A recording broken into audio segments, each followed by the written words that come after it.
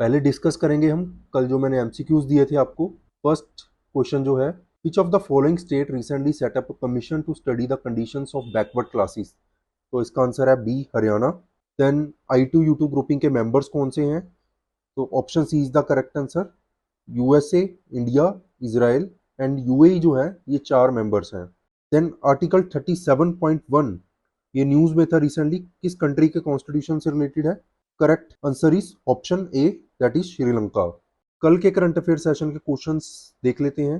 First है, India's first monkey pox case was reported in.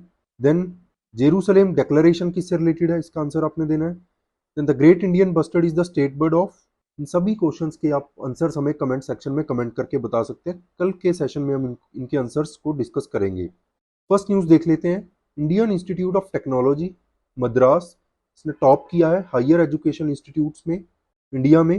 Then Indian Institute of Sciences जो है वो second number पे है। देन IIT बॉम्बे, ये रैंकिंग आई है मिनिस्ट्री ऑफ एजुकेशन की रैंकिंग है, that is national institutional ranking framework 2022।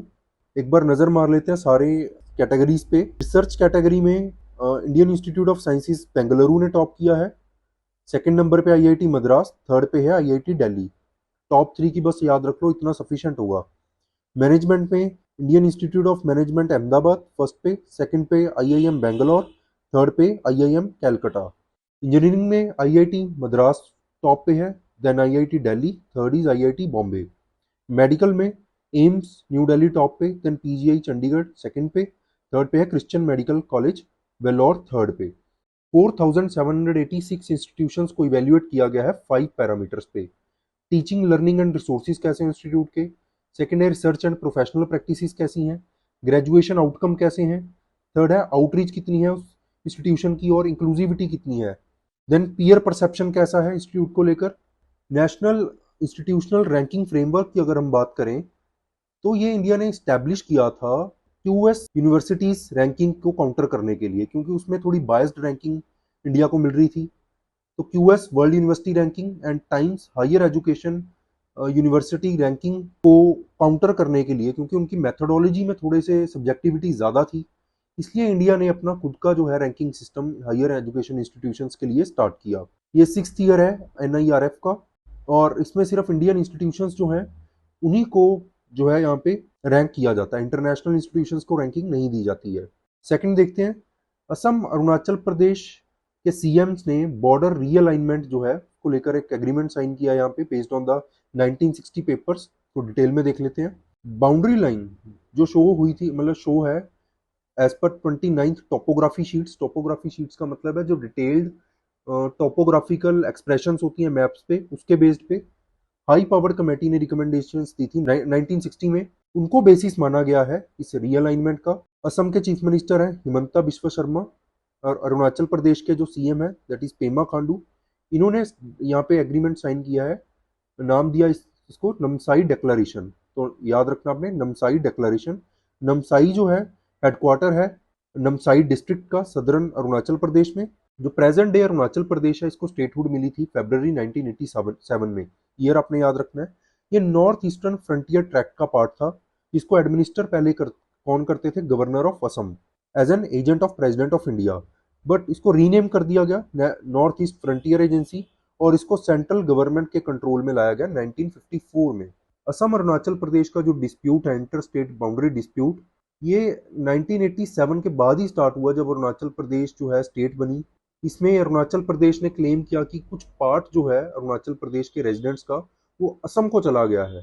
तो यहाँ पे एक 3 party that is tripartite committee जो है उसने रिकमेंड किया था कि वो जो टेरिटरीज अरुणाचल प्रदेश क्लेम कर रहा है वो अरुणाचल प्रदेश को दे दी जाए।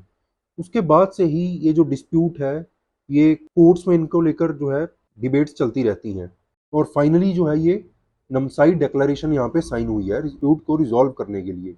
नेक्स्ट देखते हैं, 36 रफेल जेट जो है डिलीवर कर दिए हैं इंडिया को, ऐसा कहा है फ्रेंच इन्वॉय ने, फ्रेंच एम्बेसडर ने। नवल वेरिएंट जो है फ्रांस का, मतलब रफेल जेट्स का, इसका नाम है रफेल M, और ये कंपटीशन में है अमेरिका कंपनी है बोइंग F-18 सुपर हॉर्नेट, और इंडिया एंड फ्रांस के बीच में एग्रीमेंट ये साइन हुआ था, इंटर गवर्नमेंटल एग्रीमेंट सितंबर 2016 में, जिसमें 36 Rafale multi role fighter jets के लिए यहाँ पे एग्रीमेंट साइन किया गया था। राफेल के बारे में देख लेते हैं। 2001 में इंट्रोड्यूस किए गए थे। फ्रेंच ट्विन इंजन है, ये मल्टी रोल फाइटर एयरक्राफ्ट है जिसको डिजाइन किया है फ्रेंच कंपनी डसॉल्ट एविएशन ने। तो ये आपने याद रखना है। राफेल काफी न्यूज में पहले भी रहे थे। इसके एग्रीमेंट में कुछ करप्शन के चार्जेस लगे थे गवर्नमेंट ऑफिशियल्स के ऊपर, तो इसके ऊपर क्वेश्चन आपको पूछा जा सकता है। नेक्स्ट देखते हैं, ईरान बेलारूस जो है ये न्यूएस्ट मेंबर बनेंगे शंघाई कोऑपरेशन ऑर्गेनाइजेशन के। शंघाई कोऑपरेशन ऑर्गेनाइजेशन के बारे में पढ़ लेते हैं। Permanent intergovernmental international organisation है जिसका हेडक्वार्टर कहाँ पे है, बीजिंग चाइना में। ये political, economic and military organisation है जिसका एम क्या है, पीस, सिक्योरिटी एंड स्टेबिलिटी जो है रीजन में बनाकर रखना। देन एससीओ की क्रिएशन से पहले की अगर हम बात करें तो Kazakhstan, China, Kyrgyzstan, Russia and Tajikistan ये मेंबर्स होते थे शंघाई 5 के। उसके बाद उज्बेकिस्तान इसका मेंबर बना 2001 में ही। शंघाई 5 को फिर रीनेम कर दिया गया SCO, that is Shanghai Cooperation Organisation. India and Pakistan इसके मेंबर बने थे 2017 में, और 17 सितंबर 2021 को ईरान को भी इसका फुल मेंबर जो है एससीओ का बनाया गया। करंट मेंबरशिप अगर हम इसकी देखें, Kazakhstan, China, Kyrgyzstan, Russia, Tajikistan, Uzbekistan, India, Pakistan and Iran. तो ये मेंबर कंट्रीज आपने याद रखनी है, इंपॉर्टेंट है ये। नेक्स्ट देखते हैं, यस बैंक ने 48,000 करोड़ बैट लोन्स जो हैं वो असेट रिकंस्ट्रक्शन कंपनीज को दे दिए हैं। असेट रिकंस्ट्रक्शन कंपनीज के बारे में हम पढ़ लेते हैं। असेट रिकंस्ट्रक्शन जो कंपनीज हैं स्पेशलाइज्ड फाइनेंशियल इंस्टीट्यूशन है जो क्या करती हैं, नॉन परफॉर्मिंग असेट्स जो है बैंक से परचेज करती हैं और फाइनेंशियल इंस्टीट्यूशन से, ताकि बैंक्स और ऐसे फाइनेंशियल इंस्टीट्यूशंस अपनी बैलेंस शीट को क्लियर कर सकें और नॉर्मल बैंकिंग एक्टिविटीज़ के ऊपर कंसंट्रेट कर सकें। नॉन परफॉर्मिंग एसेट को हम थोड़ा लेमन टर्म्स में मैं आपको समझा देता हूँ। एनपीए, जब कोई भी बैंक लोन देता है और उस लोन का ना ही प्रिंसिपल अमाउंट ना ही इंटरेस्ट अगर कस्टमर पे ना करे विद इन 90 डेज, तब उसको क्या करता है, बैंक नॉन परफॉर्मिंग एसेट की कैटेगरी में डाल देता है। ऐसे ही नॉन परफॉर्मिंग एसेट को बैंक अपनी बैलेंस शीट क्लियर करने के लिए असेट रिकंस्ट्रक्शन कंपनीज को दे देता है। फिर ये असेट रिकंस्ट्रक्शन कंपनीज क्या करती हैं, ऐसे नॉन परफॉर्मिंग एसेट्स को रिजॉल्व करती हैं और बैंक्स की बैलेंस शीट को क्लियर करने में हेल्प करती हैं। असेट रिकंस्ट्रक्शन कंपनीज जो हैं ये रजिस्टर्ड है अंडर आरबीआई। लीगल बेसिस अगर हम देखें तो सरफासी एक्ट आया था, that is securities and reconstruction of financial acts and enforcement of security interest, जिसमें लीगल बेसिस दिया गया था असेट रिकंस्ट्रक्शन कंपनीज को। कैपिटल नीड्स की अगर हम बात करें, एक अमेंडमेंट आई थी सरफेसी एक्ट 2016 में, जहाँ पे एआरसी की यहाँ पे रखा गया था कि मिनिमम नेट बाउंड फंड जो है एआरसी का ₹2 करोड़ होना चाहिए, बट लेटर ऑन आरबीआई ने इसको रेज कर दिया था इस अमाउंट को और 100 करोड़ कर दिया 2017 में। तो यहाँ पे आपने असेट रिकंस्ट्रक्शन कंपनीज के बारे में याद रखना है, नॉन परफॉर्मिंग असेट्स के बारे में याद रखना है, ये दोनों ही चीज़ें इंपॉर्टेंट हैं। नेक्स्ट देखते हैं, यूएस हाउस ऑफ रिप्रेजेंटेटिव्स ने वोट किया है इंडिया को सैंक्शंस से यहाँ पे वेव ऑफ कर दिया है S-400 को लेकर। इसको पढ़ते हैं डिटेल में। यहाँ पे वॉइस वोट करवाई गई थी यूएस हाउस ऑफ रिप्रेजेंटेटिव में, और प्यूनिटिव जो काटसा सैंक्शंस हैं S-400 मिसाइल डिफेंस सिस्टम को लेकर, वहाँ पे इंडिया को वेव ऑफ कर दिया गया है। थोड़ा मैं आपको ओवरऑल इसको समझा देता हूँ। इंडिया ने S-400 मिसाइल डिफेंस सिस्टम जो है रशिया से परचेज करना था, बट यूएस एंड रशिया के बीच में जो रिलेशंस हैं वो खराब चल रहे थे। यूएस ने रशिया के ऊपर सैंक्शंस लगा दिए।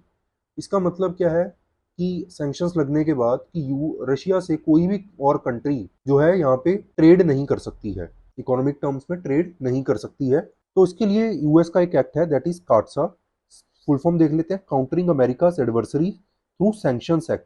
तो यहाँ पे क्या होता है, इस एक्ट के अंडर अगर कोई कंपनी यूएस की जो एडवर्सरी है, जैसे इस केस में रशिया है, उससे अगर ट्रेड करती है तो उस कंट्री के ऊपर भी सैंक्शंस लगा दिए जाते हैं। ये यूनाइटेड स्टेट्स लॉ है जो इम्पोज करता है sanctions Iran, Russia and north Korea पे। ये एक्ट क्या करता है, प्रिवेंट करता है ट्रेड पार्टनर्स जो है यूएस के कि वो एक किसी बायलेटरल कॉन्ट्रैक्ट में ना आए इन 3 नेशंस के साथ। बट इंडिया ने तो पहले ही एग्रीमेंट कर लिया था रशिया के साथ कि वो रशिया से S-400 मिसाइल सिस्टम परचेज करेगा। फिर रशिया ने यहाँ पे इंडिया को थोड़ा वेव ऑफ कर दिया है कि आप ठीक है, आपकी खुद के सिक्योरिटी कंसर्न्स हैं, आप इसको परचेज कर सकते हो। S-400 के बारे में पढ़ लेते हैं। अक्टूबर 2018 में इंडिया ने साइन की थी एक डील रशिया के साथ $5.43 बिलियन में इस S-400 मिसाइल सिस्टम को परचेज करने के लिए। सरफेस टू एयर मिसाइल है, आप यहाँ पे देख सकते हो पिक्चर में भी। रशिया ने डिजाइन किया है। Most dangerous operationally deployed modern long range है, ये लॉन्ग रेंज मिसाइल सिस्टम है। ये यूएस का एक सिस्टम है, terminal high altitude area defence system, उससे भी कहीं ज्यादा एडवांस है। तो आपने यहाँ पे क्या क्या याद रखना है, काटसा के बारे में याद रखना कि काटसा क्या है, S-400 के बारे में याद रखना है। थर्ड आपने थार्ड के बारे में भी याद रखना, क्योंकि यूपीएससी में थार्ड से रिलेटेड प्रीलिम्स में क्वेश्चन ऑलरेडी आ चुका है। नेक्स्ट देखते हैं, बिम्स्टेक एक्सपर्ट ग्रुप की जो मीटिंग है दिल्ली में हुई है, कॉपरेशन इन साइबर सिक्योरिटी में, कि साइबर सिक्योरिटी को लेकर इनमें कॉपरेशन होगा। इसको ऑर्गेनाइज किया है न्यू दिल्ली ने, और न्यू दिल्ली में नेशनल सिक्योरिटी काउंसिल सेक्रेटेरिएट जो है उसने ऑर्गेनाइज किया है। ये एक एक्शन प्लान, जो बिम्स्टेक की एक्सपर्ट ग्रुप मीटिंग है, एक एक्शन प्लान जो है बनाएंगे, जिसमें साइबर सिक्योरिटी जो कंसर्न्स हैं उसको एड्रेस किया जाएगा बिम्स्टेक रीजन में। और ये पहले भी एग्री हुआ था। बिम्स्टेक नेशनल सिक्योरिटी चीफ की जो मीटिंग हुई थी बैंकॉक में 2019 में।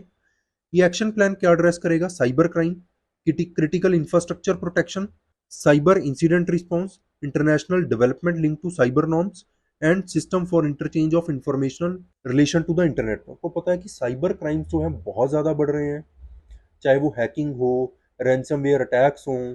एक बड़ा फेमस जो है वायरस हुआ था पेगासस, इसराइल की एक कंपनी थी, दैट इज़ एनएसओ ने इसको डिज़ाइन किया था, तो ये काफ़ी न्यूज़ में रहा है। रैंसमवेयर अटैक हमें काफ़ी देखने को मिले हैं, खासकर यूएस में, कनाडा में। तो ऐसे ही चैलेंजेस को एड्रेस करने के लिए इंडिया ने थ्रू बिम्स्टेक ये एग्रीमेंट जो है, इस एग्रीमेंट तक ये पहुंचे हैं। बिम्स्टेक की अगर हम बात करें, और हाँ एक चीज इंपॉर्टेंट हो रहा है, लेफ्टिनेंट जनरल राजेश पंत जो हैं इनको नेशनल कोऑर्डिनेटर बनाया गया है साइबर सिक्योरिटी का, जो इस मीटिंग को चेयर करेंगे। इसके अलावा Bangladesh, Bhutan, India, Myanmar, Nepal, Sri Lanka, Thailand, इनके जो है डेलीगेट्स वो भी यहाँ पे प्रेजेंट रहेंगे। ईच डेलीगेट जो है वो एक साइबर सिक्योरिटी स्पेशलिस्ट जो है डिफरेंट गवर्नमेंट एजेंसीज का, उसको रिप्रेजेंट करेगा। बिम्स्टेक के बारे में देख लेते हैं। BIMSTEC stands for the Bay of Bengal initiative for multi sectoral technical and economic cooperation. ये एक रीजनल मल्टीलेटरल ऑर्गेनाइजेशन है, जिसके मेनली मेंबर्स कौन से हैं, बे ऑफ बंगाल रीजन के जो लिटोरल कंट्रीज हैं, मतलब जिनका जो बॉर्डर है वो टच होता है बे ऑफ बंगाल से। 7 मेंबर्स हैं बेसिकली, 5 जो हैं साउथ एशिया से हैं। कौन से देख लेते हैं, Bangladesh, Bhutan, India, Nepal, Sri Lanka, then 2 south east Asia से हैं, म्यांमार एंड थाईलैंड। इसके अलावा ये अपने सारे जो है मेंबर्स याद रखने हैं। बिम्स्टेक जो है ये इस्टेब्लिश किया गया था थ्रू बैंकॉक डेक्लेरेशन। डेक्लेरेशन आपने याद रखनी है, इंटरनेशनल ग्रुपिंग्स पे अक्सर क्वेश्चन आते हैं। बैंकॉक डेक्लेरेशन के थ्रू 1997 में ये साइन हुई थी, तो ईयर भी याद रखना है, 1997 में। इनिशियली 4 मेंबर्स थे इसके, और इसको बिस्टेक कहा जाता था, जो इनिशियल नाम था इसका बिस्टेक। 4 मेंबर कौन कौन से थे, Bangladesh, India, Sri Lanka and Thailand, और इसकी फुल फॉर्म थी BISTEC. EC stands for economic cooperation. Then ये बिम्स्टेक बना 1997 में, जब म्यांमार जो है इसका मेंबर बना। देन 2004 में नेपाल एंड भूटान जो है इसके मेंबर बने, और इसका जो प्रेजेंट नेम है, फिर वहां से इसका प्रेजेंट नेम पड़ा, that is Bay of Bengal initiative for multi sectoral technical and economic cooperation. तो ये सारे फैक्ट आपने याद रखने हैं, सारे इंपॉर्टेंट है ये। नेक्स्ट देखते हैं, अहमदाबाद केरला जो है, ये time magazines list of world greatest places of 2022 में इनका नाम आया है। 50 एक्स्ट्राऑर्डिनरी डेस्टिनेशंस में से एक है वर्ल्ड की 2022 की। अहमदाबाद के बारे में देख लेते हैं। एंशियंट लैंडमार्क है ये एक तरह से, एक इसको मक्का ऑफ कल्चरल टूरिज्म भी कहा जाता है, इंपॉर्टेंट पॉइंट है। गांधी आश्रम हमें देखने को मिलता है यहाँ पे साबरमती रिवर पे। गांधी आश्रम आपने याद रखना है, ये स्टैब्लिश हुआ था 1915 में साबरमती रिवर के ऊपर। और इनिशियली जो है कोशारब बंगलो में, जो किसका बंगलो था, गांधी जी के एक फ्रेंड थे जीवन लाल देसाई का, इनके बंगलो पे ओपन किया गया था। और लेटर ऑन 1917 में इसको साबरमती में शिफ्ट कर दिया गया था। इसके अलावा नवरात्रि यहाँ का बड़ा फेमस डांस फेस्टिवल है, लॉन्गेस्ट डांस फेस्टिवल है, जो 9 डे सेलिब्रेशन इसकी रहती है। देन अहमदाबाद की गुजरात में साइंस सिटी है, Gujarat science city. Then nature park है, जिसमें फ्लोरा की एजुकेशन जो है पब्लिक को दी जाती है। Then new interactive robot gallery है, जहाँ पे इनोवेशन एंड रोबोटिक्स के बारे में इंफॉर्मेशन यहाँ पे दी जाती है। इसके अलावा एक टावरिंग रेप्लिका है, बहुत बड़ा रेप्लिका है ट्रांसफॉर्मर का। देन केरला के में देख लेते हैं। Kerala India one of the most beautiful state है। यहाँ के बीचेस और लश ग्रीन बैक वाटर्स बड़े फेमस हैं। टेम्पल्स एंड पैलेसेस यहाँ पे आपको देखने को मिलेंगे, इसीलिए गॉड्स ऑन कंट्रीज को कहा जाता है। केरला में मोटर होम टूरिज्म भी बड़ा फेमस है। स्टेट का फर्स्ट कैरावन पार्क है यहाँ पे, जो कि ओपन किया गया है वागामोन में, जो एक हिल स्टेशन है। So that's it for today. Thank you so much.